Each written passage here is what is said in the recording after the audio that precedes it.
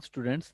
Today we are going to study comparison tests to check the divergence and convergence of infinite series. Basically comparison test जो हैं हमारे पास दो types के हैं.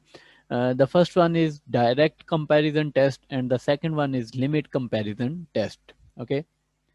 तो सबसे पहले हम ये देखते हैं कि अभी तक हम इस चैप्टर में क्या पढ़ चुके हैं. तो बेसिकली अभी तक we can say that we have seen that how to determine the convergence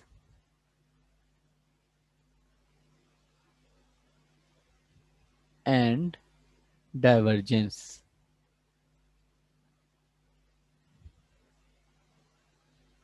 Also, we have studied that how we can calculate the sums. So, the second thing which we have studied is calculating sums of infinite series. Okay तो यहाँ पे हमने जो sums calculate करना सीखे या convergence और divergence को डायग्नोज करना सीखा वो था ज्योमेट्रिक सीरीज के केस में. The first one was geometric series और उसके बाद फिर हमने पी सीरीज़ को स्टडी किया लास्ट लेक्चर में कि पी सीरीज़ की डाइवर्जेंस और कन्वर्जेंस किस तरह से चेक की जाती है. और इसके लिए जो हमने टूल्स अभी तक यूज़ किए हैं इन तमाम कामों के लिए वो था limit test, nth term test. ठीक है, तो ये सारे टेस्ट जो हैं साइमल्टेनियसली एक ही टाइम पे आपके जहन में होने चाहिए. और उसके बाद लास्ट लेक्चर में हमने स्टडी किया था इंटेग्रल टेस्ट. ओके लेकिन इसके अलावा भी हमारे पास काफ़ी ज़्यादा सीरीज़ हैं और इसके अलावा हमारे पास काफ़ी ज़्यादा मेथड्स हैं to check the convergence and divergence of infinite series. So we can say that we can test the convergence and divergence of many more series. किसी भी टाइप की इनफाइनाइट सीरीज की कन्वर्जेंस और डाइवर्जेंस आप check कर सकते हैं by comparing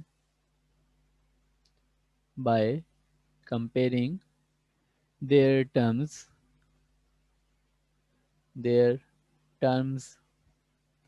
to those of series whose convergence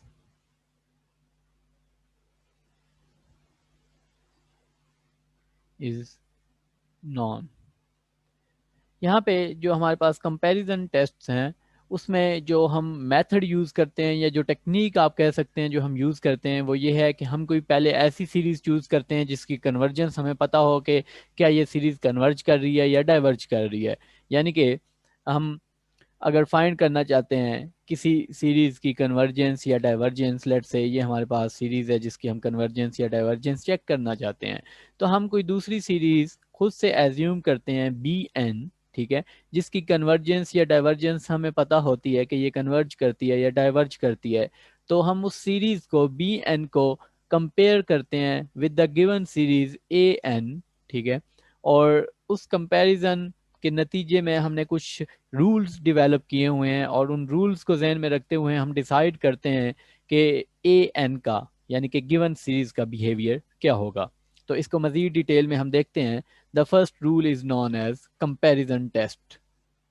basically अगर कंपैरिजन टेस्ट को हम आसान वर्ड्स में स्टडी करना चाहें तो अगर हमारे पास कोई सीरीज गिवन हो जिसकी जनरल फॉर्म हो हमारे पास समेशन ए एन. ओके, तो ये हमारे पास सीरीज की जनरल फॉर्म है और हम चेक करना चाहते हैं इस सीरीज की convergence. So summation A N be a series with no negative terms, यानी कि इसमें तमाम पॉजिटिव टर्म्स हैं. यहाँ पे आपने ख्याल रखना है कि कंपैरिजन टेस्ट जो है इसको आप डायरेक्ट कंपैरिजन टेस्ट भी कहते हैं. तो कंफ्यूज होने की बात नहीं है. कहीं पे अगर डायरेक्ट कंपैरिजन टेस्ट का वर्ड आता है तो वो बेसिकली यही टेस्ट होगा, कंपैरिजन टेस्ट और डायरेक्ट कंपैरिजन टेस्ट.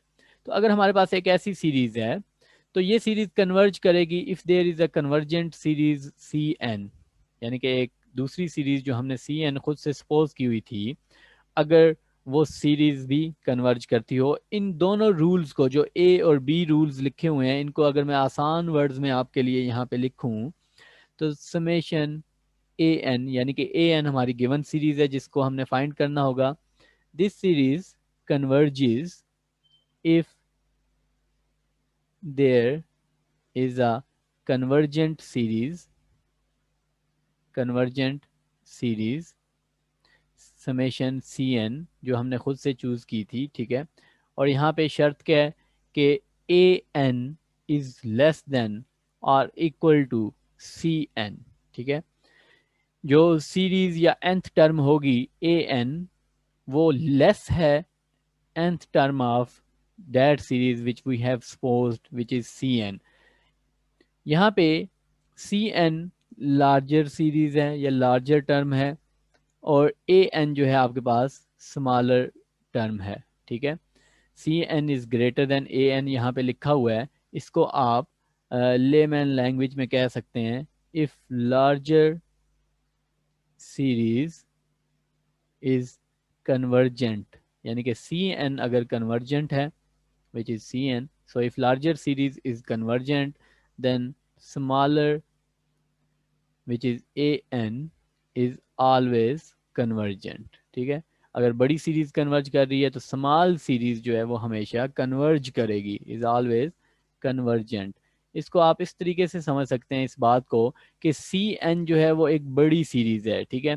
यानी कि ये उसकी फर्स्ट टर्म है, प्लस ये उसकी सेकंड टर्म है, प्लस ये उसकी थर्ड टर्म है। तो लेट से ये सीरीज आपके पास सी एन है, ठीक है, जिसकी ये हमारे पास इनफाइनाइट टर्म्स हैं। और ए एन उसी का एक स्मॉलर पार्ट है, ए एन इसी बड़ी सीरीज का एक पार्ट है, ठीक है। तो अगर सी एन पूरे की पूरी सीरीज कन्वर्ज कर रही है, यानी कि लार्जर सीरीज इज कन्वर्जेंट, तो ये बात फिर वाजे हो जाती है, बिल्कुल क्लियर हो जाती है कि उसका एक small part which is a n वो भी कन्वर्जेंट ही होगा। ऐसा नहीं हो सकता कि सीरीज का कुछ हिस्सा तो डाइवर्जेंट हो, यानी कि इनफाइनाइट हो, अनडिटर्मिंड हो, जबकि पूरी की पूरी सीरीज जो है वो स्पेसिफिक वैल्यू रखती हो, कन्वर्जेंट हो, ठीक है। तो अगर एक बड़ी सीरीज सी एन कन्वर्जेंट है तो उसका छोटा पार्ट ए एन सीरीज जो है वो कन्वर्जेंट ही होगी। अब आते हैं हम रूल नंबर बी पे। रूल नंबर बी को अगर आप यहाँ पे देखें, तो रूल नंबर बी को यहाँ पे मैं राइट डाउन करता हूँ। रूल नंबर बी ये कहता है कि हमने एक सीरीज चूज की कोई और डी एन, और डी एन जो है वो स्मॉलर है किससे, ए एन से, ठीक है। तो ए एन हमारे बी केस में क्या हो गई, लार्जर सीरीज है, और डी एन क्या है, स्मॉलर सीरीज है, ठीक है जी। यहाँ पे क्लियरली लिखा हुआ है कि A N is greater than D N.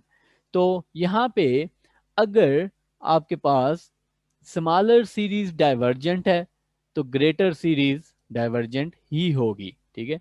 यहाँ पे अगर ये जो नीचे मैंने सीरीज ड्रा की है, तो यहाँ पे अगर आप कह लें कि A N which is smaller series अगर ये डाइवर्जेंट है, तो लाजमी बात है कि सी एन जो बड़ी सीरीज है जिसके अंदर ए एन आती है वो भी डाइवर्जेंट ही होगी। यानी कि ए एन का अगर इनफाइनाइट आंसर आता है, इनडिटर्मिनेट आंसर आता है, तो उस केस में लाजमी बात है कि सी एन का आंसर भी इनफाइनाइट होगा। सो यहाँ पे आप इसको लेमैन लैंग्वेज में लिख सकते हैं, if smaller series is divergent then greater series या लार्जर सीरीज जो है आपके पास, greater series will always diverge. Okay, तो ये आपके पास हमेशा डाइवर्ज करेगी। छोटी सीरीज अगर डाइवर्जेंट है तो बड़ी सीरीज डाइवर्जेंट होगी, अगर बड़ी सीरीज कन्वर्जेंट है तो छोटी सीरीज जो है वो ऑब्वियसली कन्वर्जेंट ही होगी। तो ये हमारे पास पहला कंपैरिजन टेस्ट था which is direct comparison test. अब हम आते हैं लिमिट कंपैरिजन टेस्ट पे। लिमिट कंपैरिजन टेस्ट में हम कोई भी एक सीरीज चूज कर लेते हैं दूसरी, यानी कि बी एन हम खुद से चूज कर लेते हैं, ए एन हमें गिवन थी और बी एन हमने खुद से चूज कर ली थी। तो ये टेस्ट हमें ये कहता है कि अगर इन दोनों की ratio which is a N divided by B n and limit n approaches to infinity आप इस रेशियो पे अप्लाई करें, दोनों सीरीज को डिवाइड करें, दोनों की nth टर्म्स को डिवाइड करें और उस पर आप अप्लाई कर दें limit n approaches to infinity. और अगर आपके पास आंसर c के इक्वल आए, c कोई भी कांस्टेंट नंबर है, यानी कि 1 हो सकता है, 1/2 हो सकता है, कोई भी इस तरह का नंबर हो सकता है विच इज़ ग्रेटर देन 0, तो दोनों सीरीज या तो कन्वर्ज करेंगी या डाइवर्ज करेंगी, बोथ कन्वर्ज या बोथ डाइवर्ज। और बी हमने खुद से चूज की होती है, क्योंकि तो बी का हमें बिहेवियर पता होता है कि वो कन्वर्जेंट है या डाइवर्जेंट है, तो हम फिर डिसाइड कर लेते हैं कि अगर बी कन्वर्जेंट है तो ए भी कन्वर्जेंट है और बोथ विल डाइवर्ज। तो अगर बी डाइवर्जेंट हो तो ए भी डाइवर्जेंट होती है। इसी तरह अगर उन दोनों की रेशियो और उस पर आपने जब लिमिट अप्लाई की तो उसका आंसर इक्वल टू 0 आए, ठीक है, तो बी एन कन्वर्ज कर रही हो, ठीक है, तो ए एन बी कन्वर्जेंट ही होगी। और इसी तरह अगर आंसर इन्फिनिटी के इक्वल आ जाए और बी एन अगर डाइवर्जेंट थी तो ए एन बी डाइवर्जेंट ही होगी। तो ये हमारे पास कंपैरिजन टेस्ट हैं, इनको मज़ीद अच्छे तरीके से हम समझ सकेंगे जब हम इसको अप्लाई करेंगे क्वेश्चंस पे। तो सबसे पहले आपको सिर्फ रूल्स पता होने चाहिए कि कौन सा रूल हमें क्या डिक्टेट करता है और किस केस में कन्वर्जेंट आंसर आता है और किस केस में डाइवर्जेंट आंसर आता है। तो हम स्टार्ट करते हैं एक्सरसाइज 11.4 और उस पर हम अप्लाई करेंगे अपने ये रूल्स। तो क्वेश्चन नंबर 1 से क्वेश्चन नंबर 25 तक आपने प्रैक्टिस करने हैं। सबसे पहले हम ट्राई करते हैं क्वेश्चन नंबर 1। तो क्वेश्चन नंबर 1 में है हमारे पास summation n equals to 1 to infinity और 1 divided by 2 square root of n plus cube root of n, ठीक है। तो ये हमारे पास सीरीज है जिसकी हमने कन्वर्जेंस या डाइवर्जेंस चेक करनी है। तो यहाँ पे इस सीरीज की जो nth टर्म है हमारे पास ए एन, वो है हमारे पास 1 divided by 2 square root of n plus cube root of n। इसको आप लिख सकते हैं equally 1 divide by 2 into n power 1 divided by 2 plus n power 1 divided by 3, ठीक है। तो ये हमारे पास सीरीज आ गई। अब जो दूसरी सीरीज हमने खुद से चूज करनी होती है वो आप जहन में रखें कि हमने इससे मिलती जुलती ऐसी सीरीज चूज करनी होती है जिसकी कन्वर्जेंस या डाइवर्जेंस या तो हमें पता हो या हम जल्दी से विद इन नो टाइम उसकी कन्वर्जेंस या डाइवर्जेंस जो है वो फाइंड कर सकें। तो let's choose a simple series which resembles a N, ठीक है जी, ए एन को रिजेंबल करती हो तो लेट से हम एक सीरीज चूज करते हैं b n which is 1 divided by square root of n. तो ये इक्वेशन 1 से रिजेंबल करती है, उससे मिलती जुलती सीरीज है। इसको आप लिख सकते हैं n पावर 1/2, ठीक है। और यहाँ पे याद रखें कि ये जो हमने सीरीज चूज की है दिस इज पी सीरीज, अगर आपको याद हो तो ये एक पी सीरीज है जिसकी nth टर्म हमारे पास ये है। अब यहाँ पे ये P सीरीज है और अगर आप इसको P सीरीज से कंपेयर करें तो n पावर P, ठीक है, और P यहाँ पे क्या है इक्वल्स टू 1/2 है विच इज लेस देन 1। और लेस देन 1 के केस में व्हेन आपको याद हो लास्ट लेक्चर में when P is less then 1 तो P सीरीज क्या करती होती थी, डाइवर्ज करती होती थी, P सीरीज डाइवर्जेस। तो हमारे पास ये जो सीरीज हमने चूज की है समेशन बी एन, ये फिर आपके पास क्या होगी जी, इज अ डाइवर्जेंट सीरीज, ठीक है। ये डाइवर्जेंट सीरीज है यानी कि इसका बिहेवियर हमें विद इन नो टाइम पता चल चुका है। अब हम इसको कंपेयर करेंगे with given series a n और ए एन को हम चेक करेंगे, ठीक है। तो यहाँ पे हम अप्लाई करते हैं अप्लाइंग लिमिट कंपैरिजन टेस्ट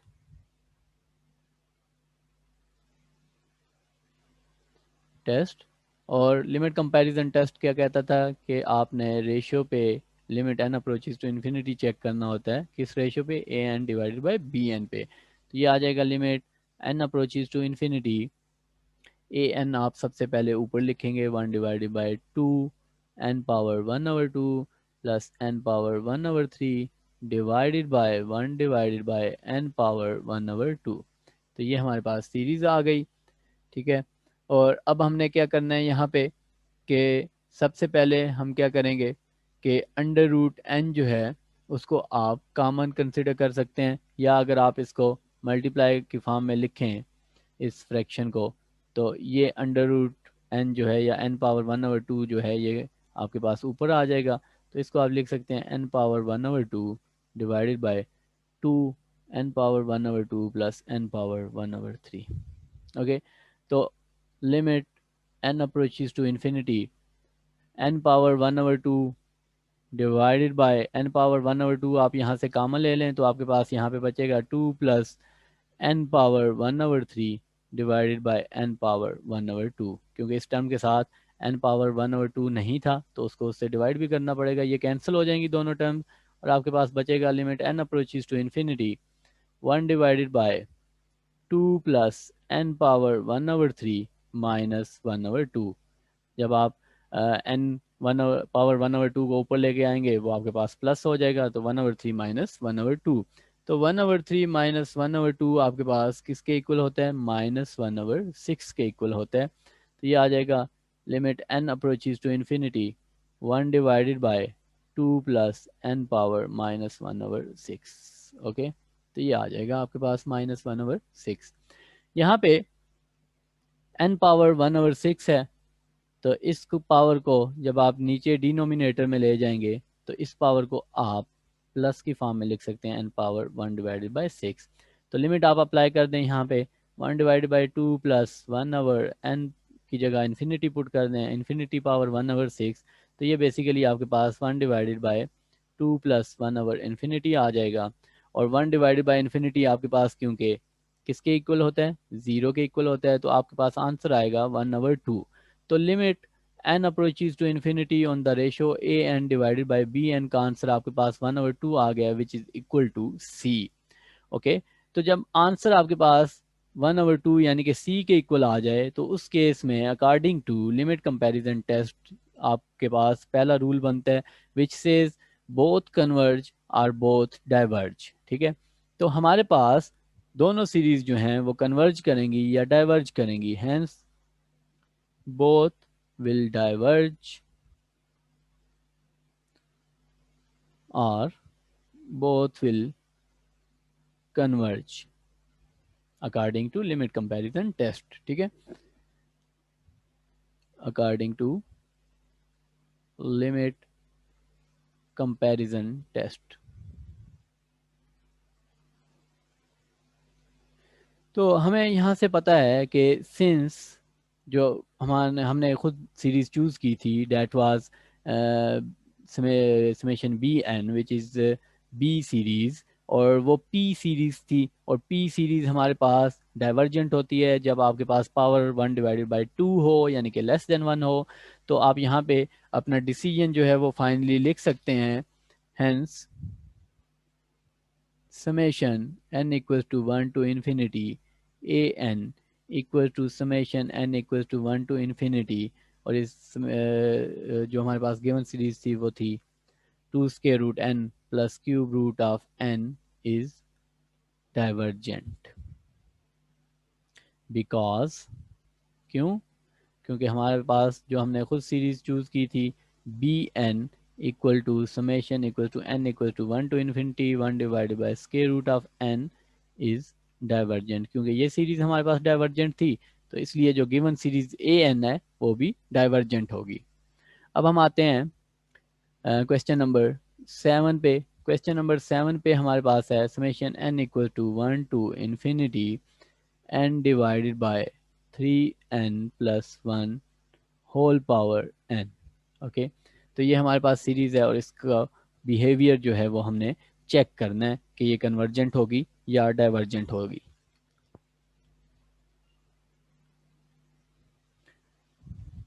तो यहाँ पे जो हमारे पास nth टर्म है that is n divided by 3n plus 1 whole power n। तो ये हमारे पास nth टर्म है, तो हमने एक ऐसी सीरीज चूज करनी है जो इसके साथ रिजेंबल करती हो। ठीक है, चूजिंग अ रिजेंबलिंग सीरीज, और दूसरी बात क्या होनी चाहिए कि वो एक सिंपल सीरीज हो जिसकी कन्वर्जेंस या डाइवर्जेंस जो है वो हम विद इन नो टाइम बता सकें।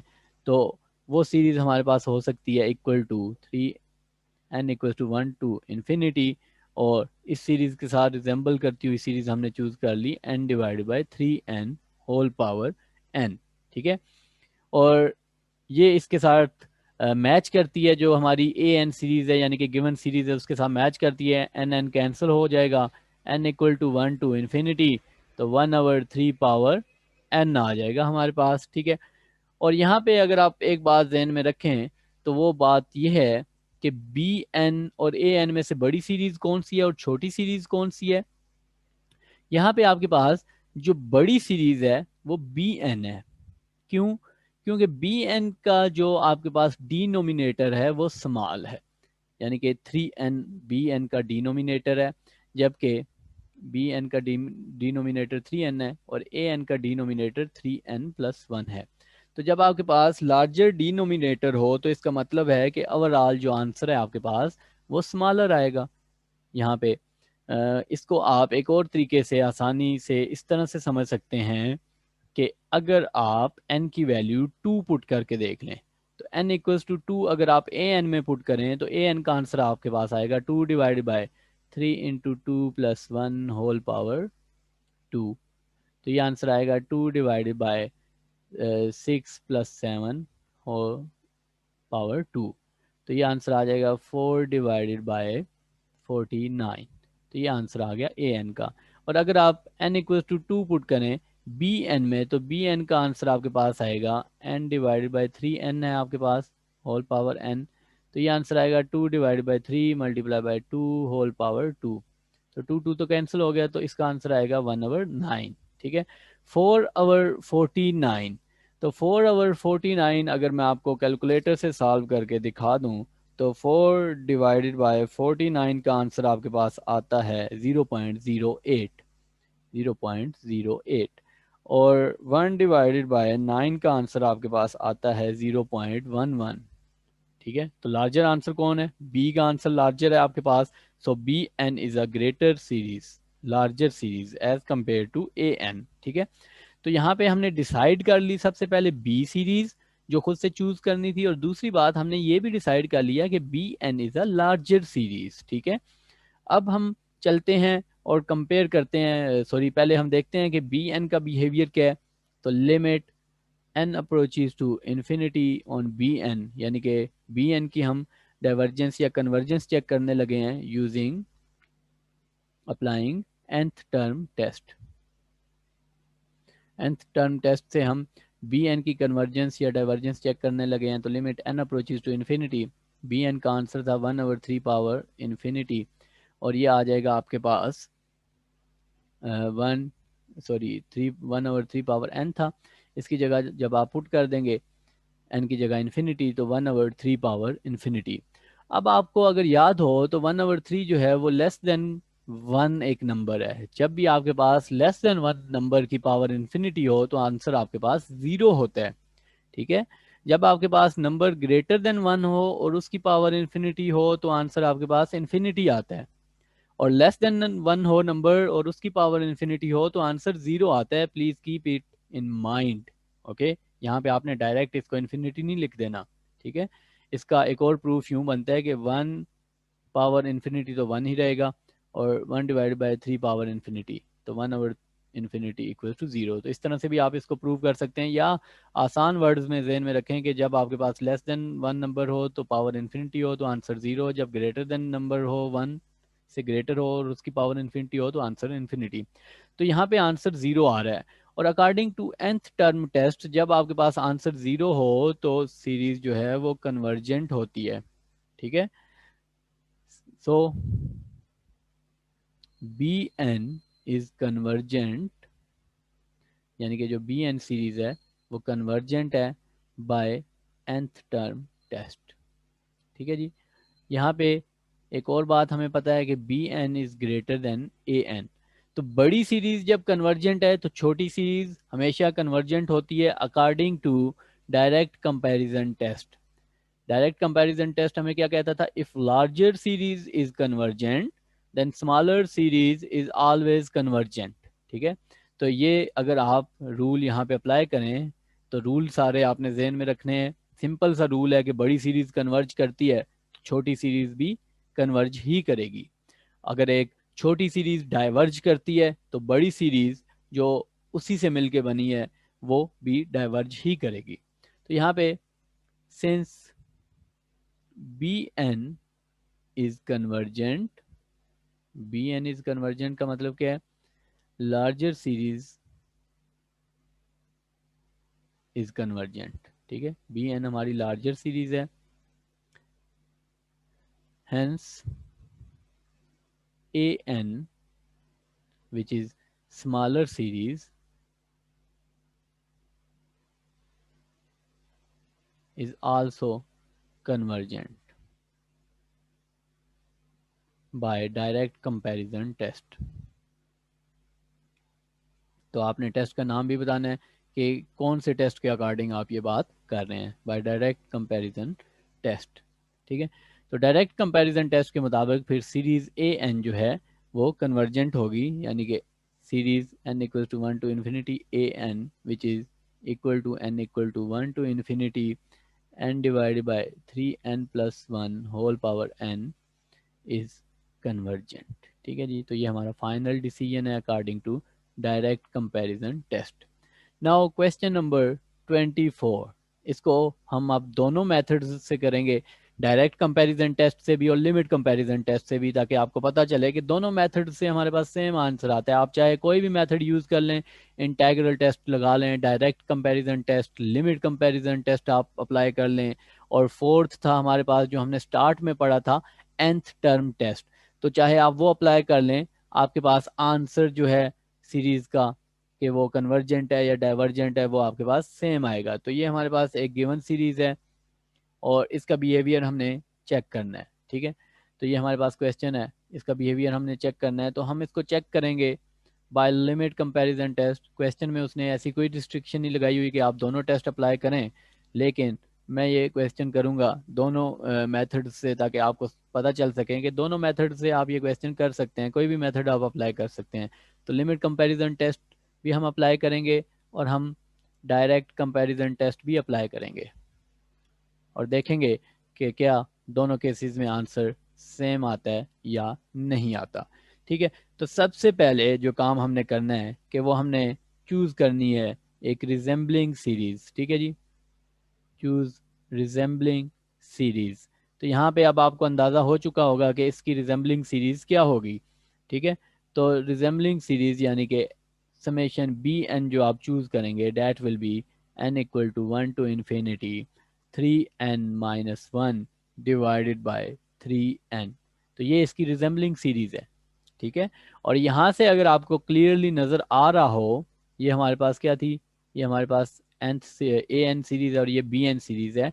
ए एन सीरीज में अगर आप देखें, यहाँ पे अगर मैं लिखूं A N which is 3n minus 1 plus 1 divided by 3n, और बी एन अगर यहाँ पे मैं लिखूं that is 3n minus 1 divided by 3n, यहाँ से क्लियरली पता चल रहा है कि कौन सी बड़ी सीरीज है और कौन सी छोटी सीरीज है। ए एन के न्यूमिरेटर में आपके पास प्लस 1 का फैक्टर एक्स्ट्रा आ रहा है, यानी कि उसमें प्लस 1 ऐड हो रहा है। तो a N is greater than b n, क्योंकि उसके न्यूमिरेटर में प्लस 1 का फैक्टर एक्स्ट्रा आ रहा है। तो यहाँ पे ये बात क्लियर हो चुकी है हमें। तो अब हम चेक करेंगे कि बी एन का क्या बिहेवियर है, ताकि हम कंपैरिजन करके ए एन का बिहेवियर चेक कर सकें, ठीक है। तो हमारे पास बी एन सीरीज जो है वो है 3n minus 1 divided by 3n n equal to 1 to infinity, ठीक है। तो using nth term test to check b n, ठीक है। तो limit n goes to infinity on bn equal to limit n approaches to infinity 3n minus 1 divided by 3n। तो इस तरह से आप nth टर्म टेस्ट अप्लाई करते हैं और nth टर्म टेस्ट का यहाँ से क्या रिजल्ट आएगा हमारे पास, limit n approaches to infinity 3n minus 1, और जब ये 3n का n जो है वो ऊपर जाएगा तो ये हमारे पास हो जाएगा माइनस n, ठीक है। तो माइनस n प्लस n आपके पास कैंसिल और ये आंसर आ जाएगा limit n approaches to infinity 3 power minus 1। और इसको आप लिख सकते हैं, यहाँ पे n तो हमारे पास कोई बचा ही नहीं है, ठीक है। तो लिमिट ख़त्म हो जाएगी और 1 डिवाइड बाई 3 आ जाएगा इस टेस्ट के अकॉर्डिंग, और 1 divide by 3 is basically not equal to 0। तो nth टर्म टेस्ट के लिए अगर आप पिछले से पिछला लेक्चर अगर आप देखेंगे जिसमें हमने nth टर्म टेस्ट जो है वो स्टडी किया था, तो nth टर्म टेस्ट हमें ये कहता है कि अगर answer not equal to zero हो, ठीक है, तो सीरीज जो है वो डाइवर्जेंट होगी। ठीक है, ये nth टर्म टेस्ट था। If answer is not equal to zero then divergent, and if answer equal to zero then convergent. तो ये हमारे पास nth टर्म टेस्ट था। ठीक है, तो क्योंकि आंसर अब नॉट इक्वल टू जीरो है, सो सीरीज इज डाइवर्जेंट। तो आप कह सकते हैं यहाँ पे hence summation n equal to 1 to infinity bn is divergent by nth term test। ठीक है जी, अब हम क्योंकि मालूम कर चुके हैं कि बी एन का क्या बिहेवियर है, तो कंपैरिजन टेस्ट से हम इजीली बता सकेंगे कि हमारे पास जो गिवन सीरीज थी ए एन, उसका आंसर क्या होगा। Now according to direct comparison test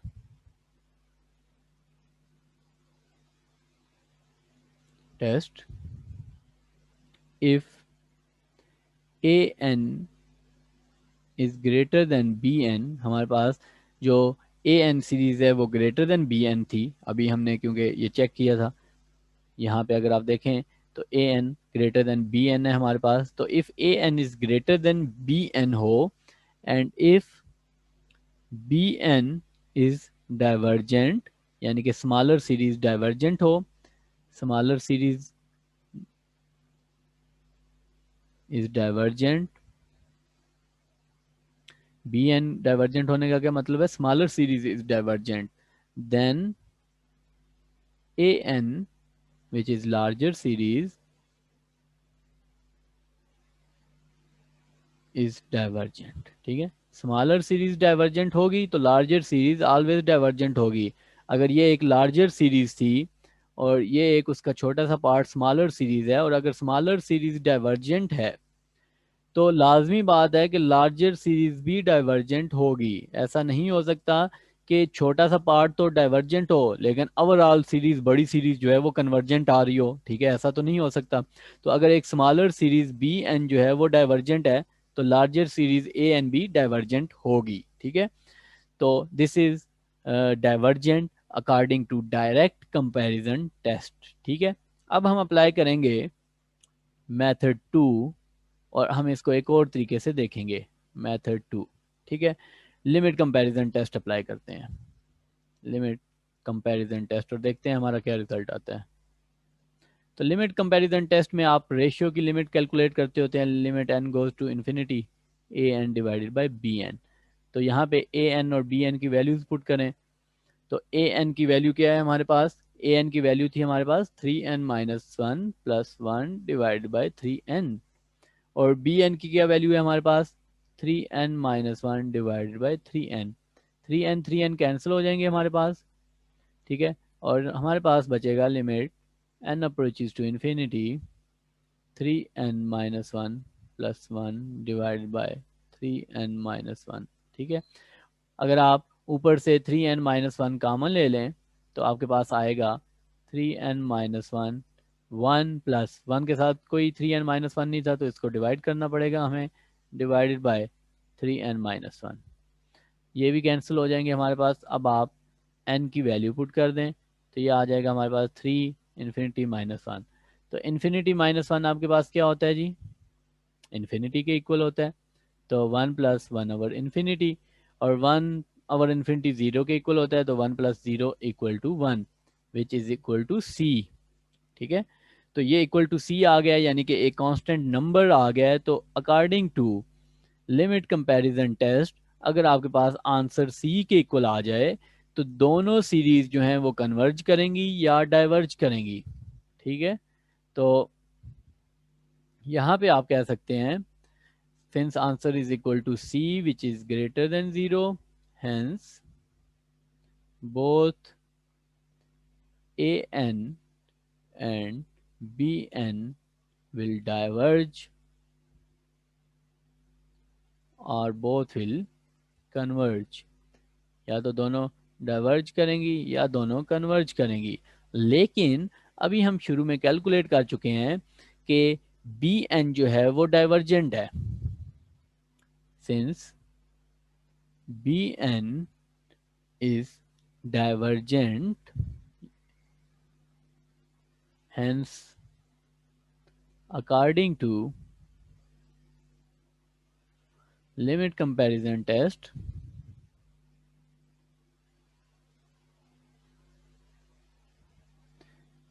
an is also divergent।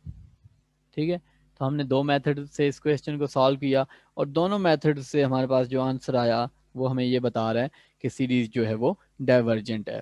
इसी एक्सरसाइज के बाकी जो क्वेश्चंस हैं उनको सॉल्व करें और अच्छे से अच्छे इसकी प्रैक्टिस करें और डिफरेंट मेथड से आप एक ही क्वेश्चन को सॉल्व करने की कोशिश करें। और ज़्यादा बेहतर ये रहता है कि आपको जो कन्वीनियंट मेथड नज़र आ रहा है, यानी कि जिससे आसानी से क्वेश्चन जो है वो सॉल्व हो सकता है, तो उस मेथड को आप अप्लाई करें। ठीक है, लेकिन अपनी आप कह सकते हैं कि अंडरस्टैंडिंग के लिए, ठीक है, आप कुछ क्वेश्चंस को मोर देन वन मेथड से सॉल्व करने की कोशिश करें ताकि आपकी अंडरस्टैंडिंग डेवलप हो और आपको ये पता चले कि वाकई डिफरेंट मेथड्स से जितने भी हमने अभी तक रूल्स सीखे हैं उनसे हमारे पास एक ही आंसर आता है। जो जो रूल्स अभी तक हमने सीखे हैं, the first one was nth term test, ठीक है, the second one was integral test, the third one was direct comparison test,